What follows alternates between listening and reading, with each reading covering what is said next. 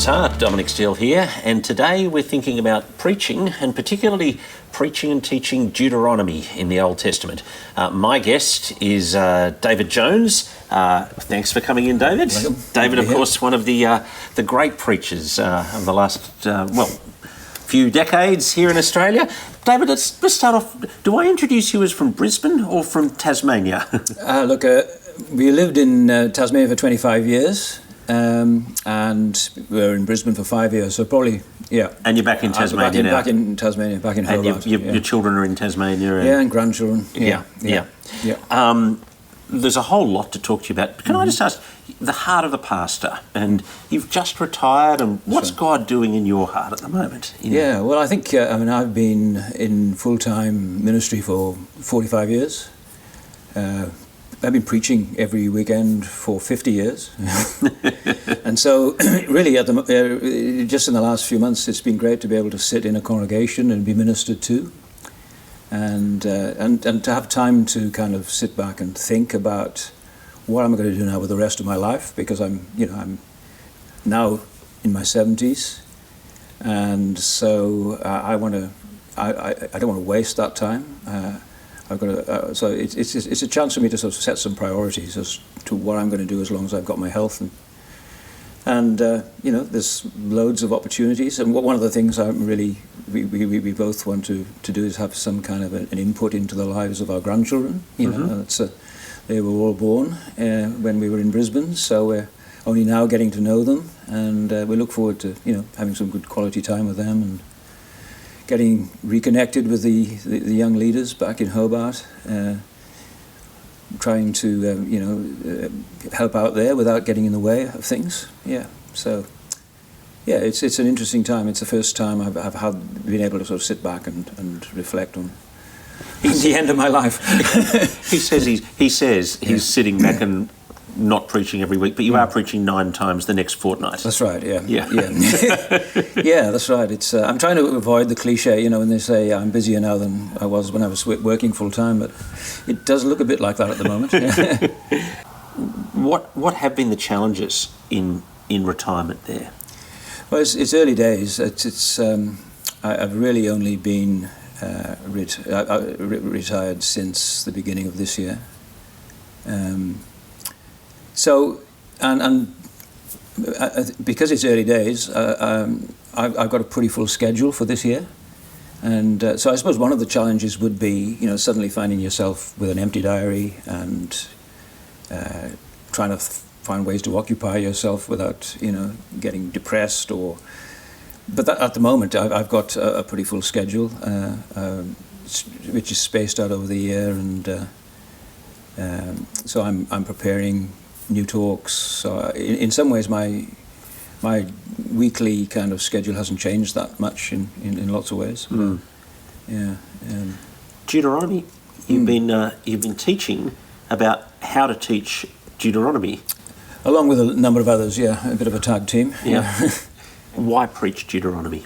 Why should we do that? Well, that's a good question. When I was asked to speak, I agreed. But I hadn't actually ever preached on Deuteronomy myself. And normally what I would do in preparing for a conference like that would be to preach through Deuteronomy to my own congregation. But now I'm retired, I don't have a congregation. And so it's been interesting. Having done the preparation for this conference, it's made me realize I should have preached Deuteronomy a long time ago. I think it's a very significant book. It's the key to understanding the Old Testament, really, I think. It points us back to the covenant with Abraham. It points us forward to the new covenant. It explains the prophets, and it shows us a God who is wanting to bless his people. They could have stayed in the land for 1,000 years, 1,000 generations. That's 30,000 years. Mm-hmm. And God wanted them to stay in the land, but because of their disobedience, all the curses of the covenant came on them, and they were eventually exiled and so on. And making sense of that, Deuteronomy helps us to make sense of that, I think, and points us forward to to the gospel itself in a very powerful way. So I think it's a key book, really, to understanding the whole Bible, really. It's quoted 80 times in the New Testament. It's a number of times on the lips of Jesus himself. Yeah. Having done the preparation, well, how do you prepare to preach on a series like this? Yeah, normally what I would have done, I would normally, and in my ministry over the years, I would try and preach a major book once a year, and I would usually be planning the preaching program at least a year in advance. So with a book like Deuteronomy, I would probably have started reading through the book about 6 months in advance, trying to work out the structure of it and the breaking it up, seeing how it fitted together, familiarizing myself with the themes, and I think the more time you've got to do that, and the more time you've got to think about how the themes there in that book actually apply to the congregation that you're pastoring, and so that's one of the things that. Basically, at the conference, I've just been expounding parts of the book, but I've also been asked to do a seminar on what are the pastoral reasons for preaching Deuteronomy, and so I think you can only do that by reading through the whole book and getting familiar with it, and yeah. So, first pastoral reason helps us take God seriously. Yeah. Look, I think probably the key verse in Deuteronomy, you could arguably the key verse in the whole Bible, or the whole Old Testament is Deuteronomy 6:5. Hear, O Israel, the Lord your God is one. Love the Lord your God with all your heart, soul, mind, and strength. And so in a world where there are many gods, they were going into a land where there were many gods, and when we live in a world where there are many gods. It's a reminder to us that there is only one God, and there is no other God, and this God is the living God. He's the sovereign God. So in Deuteronomy, he's present amongst his people. He's acting for his people. He's judging the nations. He's a warrior. He's a king, and I think sometimes I feel that our people. The idea of the God who is there, and remember that's Schaeffer's book, the God, he is there and he's not silent. I think that's really what the God. That's what Deuteronomy is telling us, that he is there, he is really there, and we know him because he's disclosed himself to us. He speaks to us, and so we know what he expects of us. We know how he wants us to relate to him.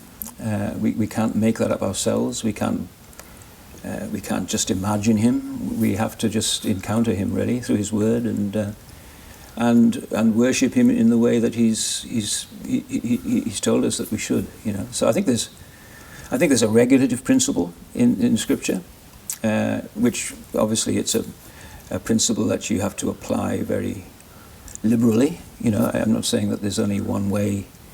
One very narrow way that we should, worship God. It's to do with the whole of our life and so on. But God has clearly said, you're not to worship me in the way that these other nations worship. You're not to import their rituals and ceremonies into my worship. We're to know this God. We're to know who He is and how to relate to Him. Yeah. Just think about there's an obedience as a big theme in Deuteronomy. That's right. Yeah. I think that's yes. So I think obviously some people see the word obedience and they think, oh, okay, this is salvation by works. We have to obey. They see the 10 Commandments as sort of 10 rungs in a ladder that we have to climb to get right with God. And Deuteronomy makes it very clear, of course, that we obey out of as a response to what God has done for us. It's what Paul calls in the New Testament the obedience of faith. It's trust and obey. And I think Deuteronomy is really helpful to kind of give us the contours of what that looks like, the Christian life, the life of faith. It's not... obedience and faith go together. They're the two sides of the same coin, really.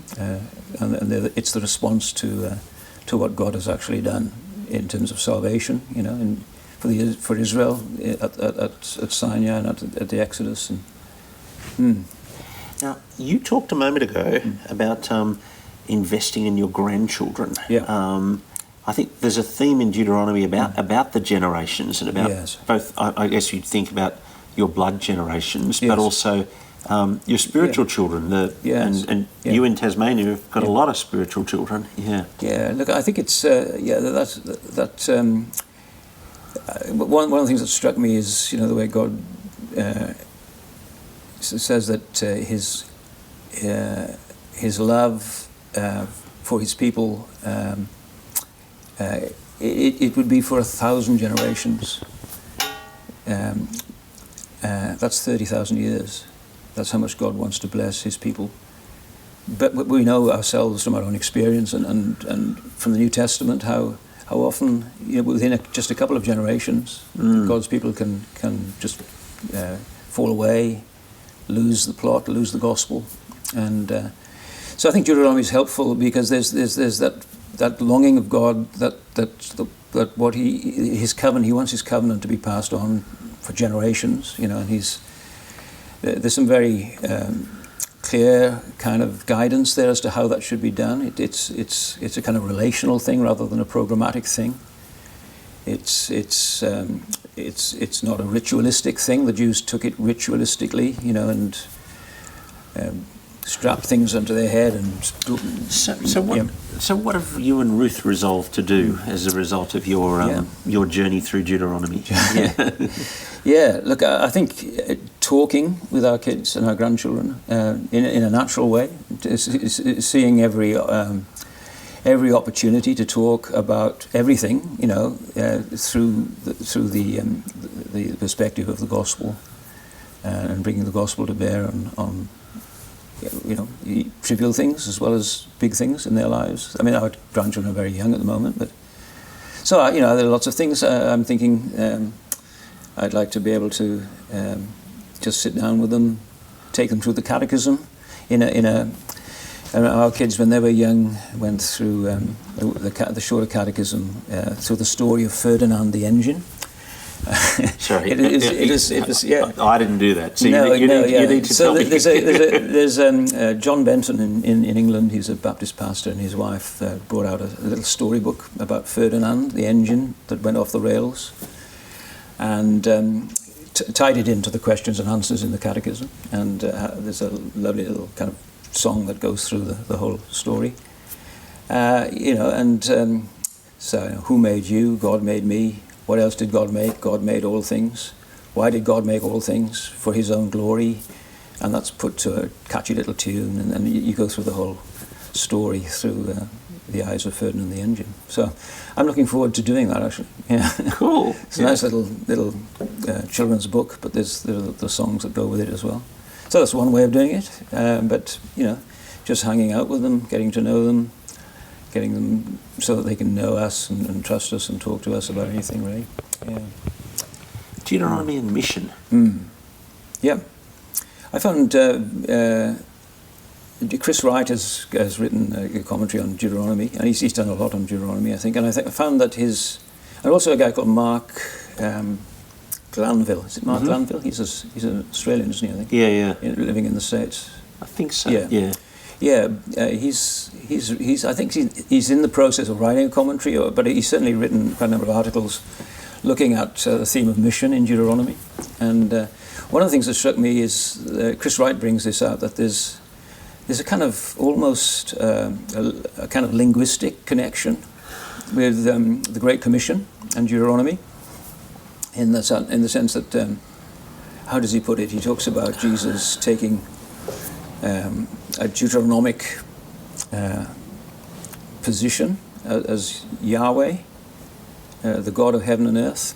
All authority in heaven and earth is given to me. And he sort of says, well, that's almost kind of Deuteronomic, what he's claiming there. And then, when we're told, I mean, sometimes at the Great Commission we're just told, just go, or go and preach the gospel.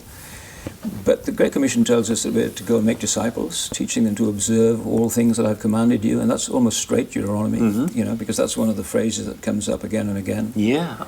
In Deuteronomy, and so that's more than simply evangelizing. It's the whole community on mission, really, in everything they do, going into the world, and so God's mission is for the whole church. That doesn't mean that everybody in the church does the same thing, but together as a community. I think we're to be a city on a hill that can't be hid. We're to be an alternative society. We're to show compassion to strangers, migrants.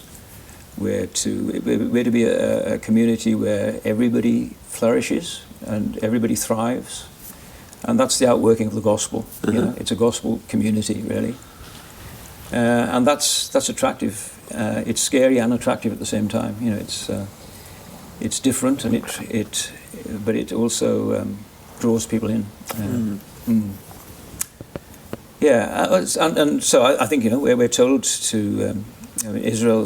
Israel's calling was to be a blessing to the nations, a light to the Gentiles.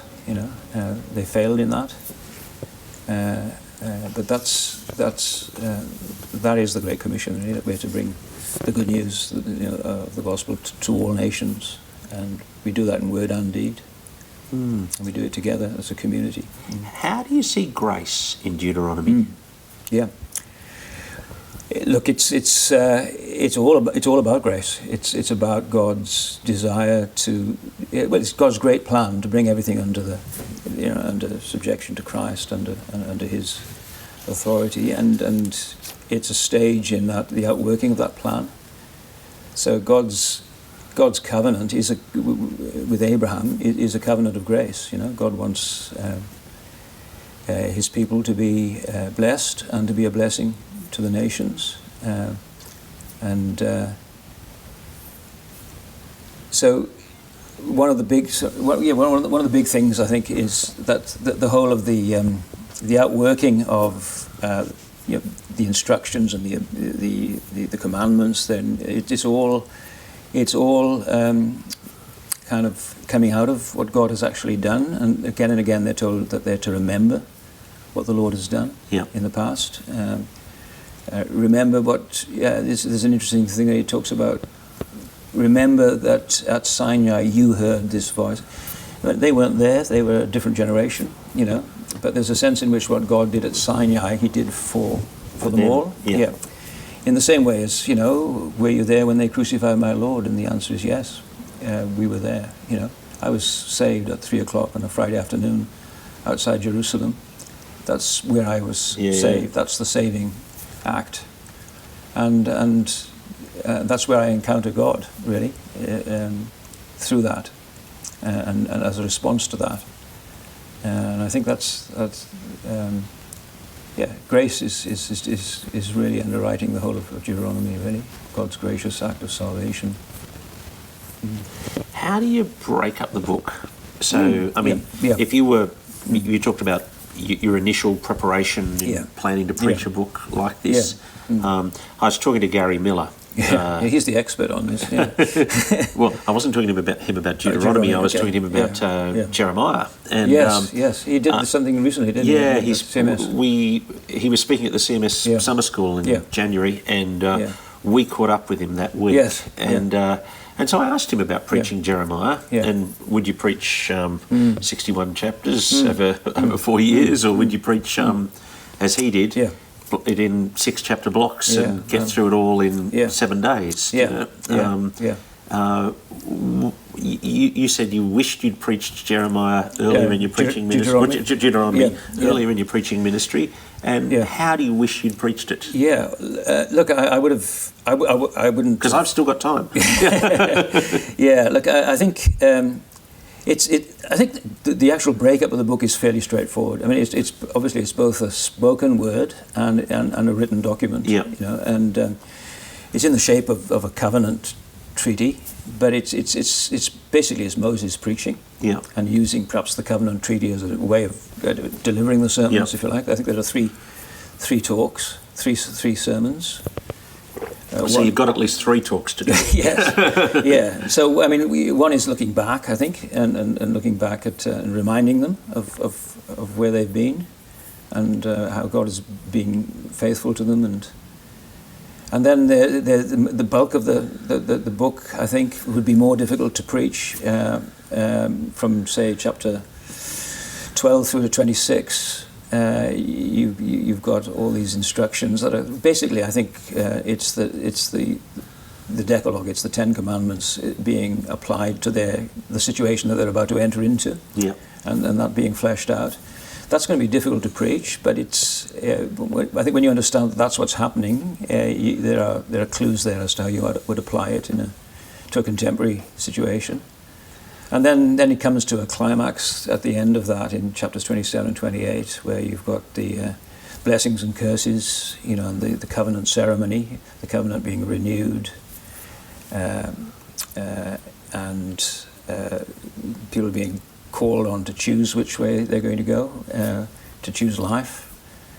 And you've got I think right at the very end, in chapter 30 in particular, you've got this, well, 29 and 30, you've got a very clear forward look to the gospel.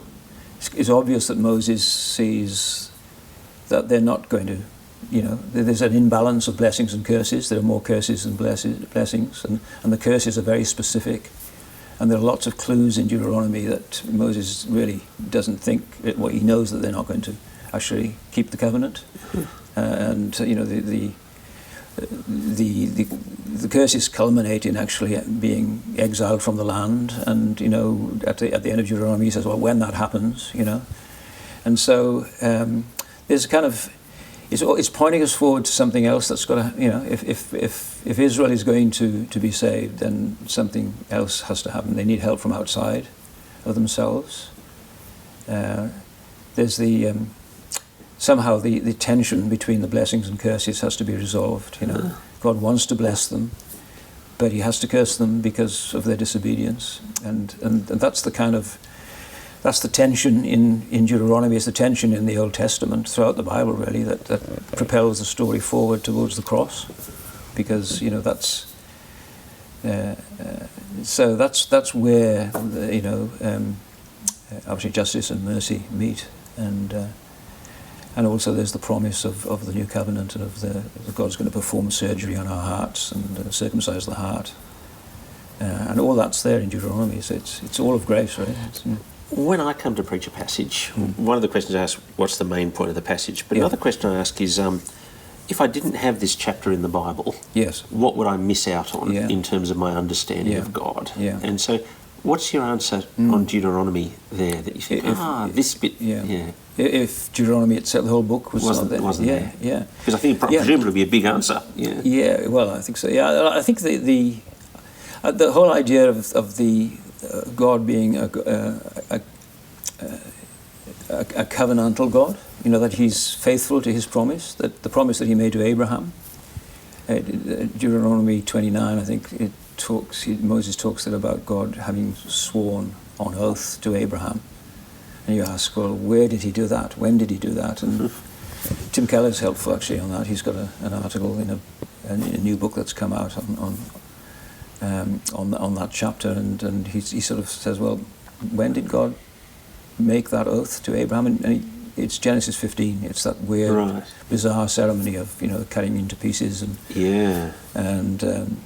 it's a bit like, so, you know, cross my heart and hope to die. God is saying, you know, if I don't bless you, I'm going to die. I'm going to, you know, if I don't keep my promise, I will be torn to pieces, you know. And I mean, the weird thing is that Abraham isn't asked to walk through those pieces.